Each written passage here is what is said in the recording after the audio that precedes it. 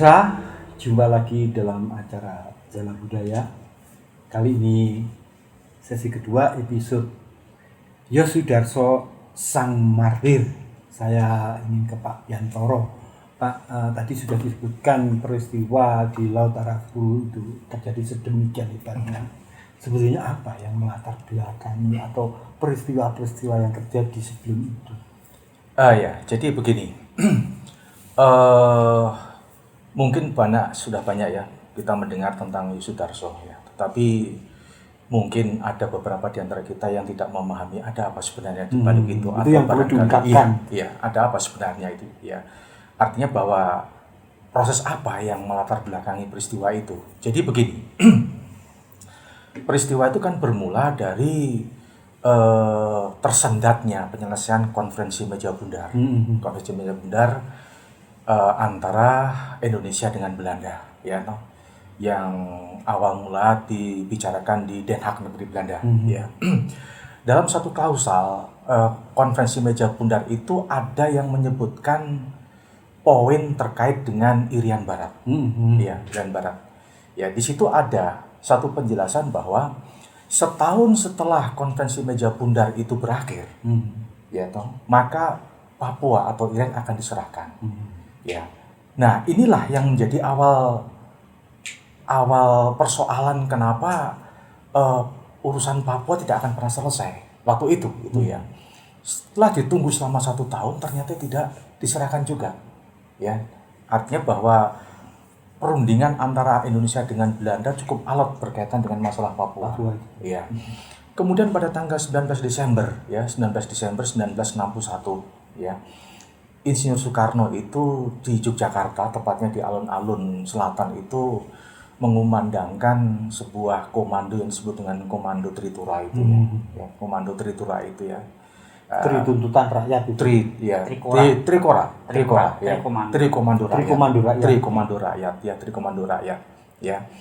Jadi Trikomando rakyat ini juga merupakan akumulasi dari kejengkelan Pak Karno yang melihat Belanda seperti tidak serius untuk melepaskan Irian Barat. Ya. Nah, kalau kita bicara mengenai kenapa tidak diselesaikan Irian Barat ini ya cukup panjang ceritanya begitu, ya. Tapi saya hanya mengambil satu kesimpulan saja bahwa memang ada strategi militer, strategi politik yang memang tidak ingin Belanda itu melepaskan Papua. Itu. Nah, kemudian implikasi dari dikumandangkannya Trikora di Yogyakarta 19 Desember 61 itu adalah dibentuknya Komando Mandala. Ya, Komando Mandala dengan panglima komandonya itu adalah Mayor Jenderal Soeharto yang nanti menjadi presidennya. Nah, Pak Harto sebagai panglima Mandala waktu itu juga pernah mengatakan sebenarnya, ya, bahwa prosentase dia sebagai seorang pimpinan militer juga sudah hitung-hitungan. Maaf ya, itu pada tahun 61. Ya, 61 ya, tahun 61. Ya, 61 62. Itu kekuatan militer kita itu belum begitu bagus. Belum begitu kuat. Ya, jadi hitungan-hitungannya kalau terjadi infiltrasi itu ya mungkin 60-40. Ya, 60 gagal, 40 hidup. Nah, itu. Ya, itu disadari semua. Tapi betul tadi kata Pak Abraham bahwa pada waktu itu kita tidak ada yang takut. Tidak ada yang takut. Ya, bahkan banyak sukarelawan yang ingin diterjunkan ke Papua. Nah, kembali kepada persoalan tadi terkait dengan masalah Komando Mandala tadi. Jadi ada 3 strategi dari Komando Mandala, ya. Yang pertama itu adalah infiltrasi. Nah, Yosudarso itu masuk pada strategi pertama. Jadi peristiwa perang Arafura ini pada di Laut Aru itu adalah yang pertama sebenarnya, ya. Kemudian dilanjutkan dengan eksploitasi, kemudian dilanjutkan dengan konsolidasi, ya. Jadi dengan kata lain, ketika terjadi pertempuran di Laut Aru itu memang betul tadi kata Pak Abraham, persenjataan kita belum begitu bagus, belum begitu kuat waktu itu, ya. Jadi itulah yang sebenarnya yang melatar belakangi kenapa pertempuran di Laut Aru itu terjadi. Nah, kemudian saya lanjutkan lagi.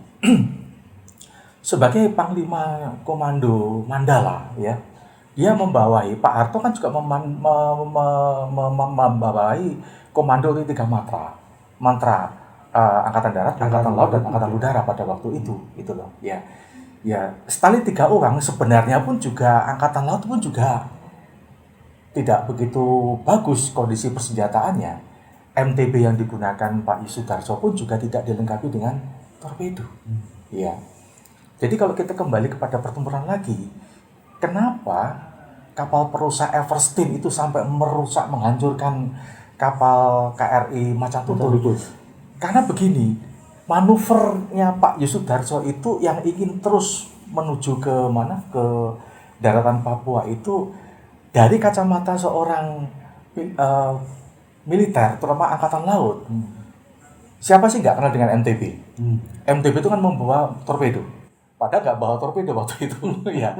Nah, daripada kedahuluan begitu kan, maka sebelum mencapai daratan dihancurkan itu ya. Jadi memang Macan Tutul dihancurkan oleh dua alutsista. Yang pertama itu dari korvetnya Eversteen, yang kedua dari roketnya Neptune, pesawat Neptune itu. Jadi itu yang sebenarnya melatar belakangi kenapa perang Laut Arafura itu terjadi. Dan itu baru satu sebenarnya, masih banyak pertempuran-pertempuran lain, peristiwa-peristiwa lain yang juga masih berkaitan dengan masalah perebutan Irian Barat. Ya. Nah, kemudian kalau bicara mengenai infiltrasi ya, bahwa banyak pertanyaan, sebenarnya siapa yang dikirimkan ke sana? Ya, ini perlu saya sampaikan bahwa ketika Soekarno itu mencanangkan Tri Komando Rakyat, ya di depan Dewan Pertahanan Nasional itu sudah menyampaikan bahwa segera dikirimkan para infiltran, terutama dari penduduk pribumi, ya penduduk pribumi, maka dikirimkan melalui MTB, ya itu kalau boleh saya katakan pelaut-pelaut kita nekat loh Pak. Betul Pak. MTB itu kan hanya maksimal 30 awak.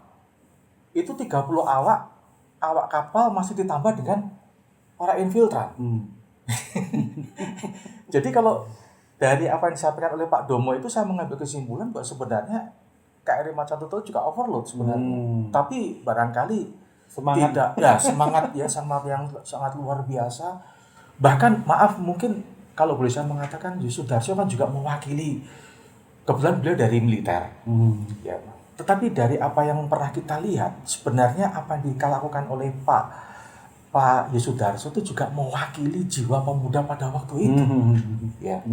Saya masih ingat betul dalam wawancara yang dilakukan oleh siapa lupa saya, dalam acara apa ya di televisi Kek Andy kalau nggak salah, yang mewawancari Chris Biantoro. Pada waktu itu Chris Biantoro juga menyampaikan apa yang terjadi dengan semangat heroik di Yogyakarta. Jadi ketika Bung Karno di alun-alun selatan itu menggelorakan perjuangan pembebasan Irian Barat itu, setiap hari itu pemuda-pemuda di Yogyakarta itu berjalan menyanyikan lagu Irian begitu. Irian. Saya mengalami itu. Nah, ya betul. Ya kan Pak? Iya. Irian. Iya, Irian. Ya. Siapa juga nggak habis pikir Pak, ya, nggak habis pikir. Ya, dengan pengalaman keluarga kami, ya paman saya ketika itu juga sedang masih jadi seorang mahasiswa, dengan teman-temannya kok ya mau-maunya begitu, ingin menjadi seorang relawan. Iya. Untuk diterjunkan di mana? Iya. Ya ini barangkali juga tidak lepas dari figur Soekarno waktu itu ya, figur Soekarno ya. Artinya bahwa banyak juga dari kalangan militer yang juga merupakan simpatisan Soekarno kan gitu ya. Iya. Jadi apapun yang dikatakan oleh Soekarno itu ya harus dilakukan. Iya, barangkali itu. Iya. Gimana Pak? Ya, memang benar. Bila mana apa yang disampaikan Bung Karno ketika itu pasti diikuti. Ibaratnya ada unsur magisnya ya. Magnet tersendiri ya. Magnet atau magisnya mungkin. Nah, sehingga apapun yang disampaikan begitu mengatakan Tri Komando Rakyat, yaitu gagakan negara boneka bentukan kolonial Belanda, kibarkan merah putih dan mobilisasi, kan gitu. Begitu kata mobilisasi apapun, ya itu tadi termobil ikut untuk membereskan urusan negara boneka itu bisa lenyap kan gitu. Nah, itu tidak lepas dari awal mula pada saat BPUPK. Bahwa wilayah NKRI itu adalah wilayah yang semua wilayah yang diduduki oleh Hindia Belanda. Ya. Dan tadi benar disampaikan oleh Pak Biantoro, salah satu wilayah yang belum terbebaskan atau merdeka adalah Irian Barat. Maka dari itu upaya diplomasi yang dilakukan oleh para diplomat-diplomat itu, termasuk Ruslan Abdul Ghani ketika menjadi Menteri Luar Negeri tahun 57 mengatakan hendaknya Irian Barat tetap menjadi agenda pembicaraan di PBB, tetapi juga gagal. Nah, ini urusan diplomasi dilakukan dibantu oleh infiltrasi militer, dan sebelum infiltrasi militer itu dilakukan, yang namanya Nasution, Jenderal Nasution itu kan juga ngecek ya, mencari ibaratnya itu diplomasi atau jejak pendapat, ngecek ke Jerman, kemudian Inggris, kemudian Australia, ini gimana? Kalau Indonesia melakukan infiltrasi, negara-negara itu mendukung atau tidak? Ternyata banyak yang mendukung, tapi ada juga yang tidak. Sehingga begitu yakin, dia menyiapkan senjata, membeli kapal. Kapalnya itu kan dari Jerman, kemudian juga dari Soviet, pesawat tempur juga dan sebagainya. Yang tadi 3 Matra itu semua peralatan kan juga dibeli untuk mendukung bila mana diplomasinya begini, maka urusan militer. Nah, itu digabungkan. Dan itulah kelebihan pemimpin-pemimpin kita pada masa itu. Dengan demikian apa yang disampaikan Bung Karno mendapat sambutan yang luar biasa itu tadi ya, dari semua kalangan. Dan begitu infiltrasi itu dilakukan, akhirnya negara-negara di dunia mendukung untuk pembebasan Irian Barat, termasuk diplomat dari Amerika Serikat ketika itu, broker atau siapa itu kan mendukung penuh untuk pembebasan Irian Barat. Nah, inilah yang menunjukkan bahwa politik luar negeri Indonesia, demikian politik dalam negeri Indonesia untuk menyatukan kedaulatan itu tidak lepas ya dari berbagai manuver atau berbagai kiat atau jurus atau apa. Itu penggabungan semuanya antara militer, kemudian diplomasi dan berbagai pihak, dan menunjukkan bahwa kedaulatan di NKRI itu termasuk juga kedaulatan di Irian Barat. Itu masuk NKRI sesuai dengan seruan dari sidang BPUPK pada awal-awal sebelum kemerdekaan. Nah, inilah kenapa yang tadi disampaikan, apa yang disampaikan oleh Bung Karno kok selalu diikuti oleh masyarakat. Tidak lepas, Bung Karno adalah pemimpin yang karismatik ketika itu. Bung Karno berpikir jauh sebelum eranya, kan seperti itu. Bung Karno melompat pikirannya karena ya itu tadi, dia visioner. Bahkan sebelum itu dilakukan, Bung Karno keluar dari PBB. Kan gitu kan? Nah, kenapa? Ya karena dia menunjukkan bahwa wilayah kedaulatan kita itu, Indonesia itu juga termasuk Papua. Karena itu belum diserahkan, maka Bung Karno pun melepaskan ini dari keanggotaan PBB. Dan akhirnya kita tahu semuanya bahwa apa yang dilakukan Bung Karno, kalau kita baca sekarang itu, oh itu toh ceritanya seperti ini. Tapi maaf, lawan politik pada masa itu juga menyerang kan gitu kan. Mesti menyerang. Kenapa kok begini begitu? Ternyata, dan itulah ya. Begitu maaf ini melompat. Begitu wilayah NKRI termasuk Papua, itu Irian Barat itu lepas setelah ada UNTEA itu kan, United Nations Temporary itu. Ini menyepakati ada penyerahan itu bulan Maret 1963 itu wilayah Irian diserahkan dalam pengawasan APB, yaitu lewat UNTEA itu. Kemudian ada PPRA itu, penentuan pendapat rakyat. Itu selesai, Irian Barat lain ceritanya. pada masa Orde Baru itu nanti itu ceritanya lain lagi. Dan sekarang berdaulat pada zaman Jokowi kan gitu kan, nah itu nanti. Menarik sekali Pak Bram. Tapi pemirsa tetap di Jala Budaya, nanti kita lanjut bagaimana Papua kepada era Orde Baru sampai sekarang.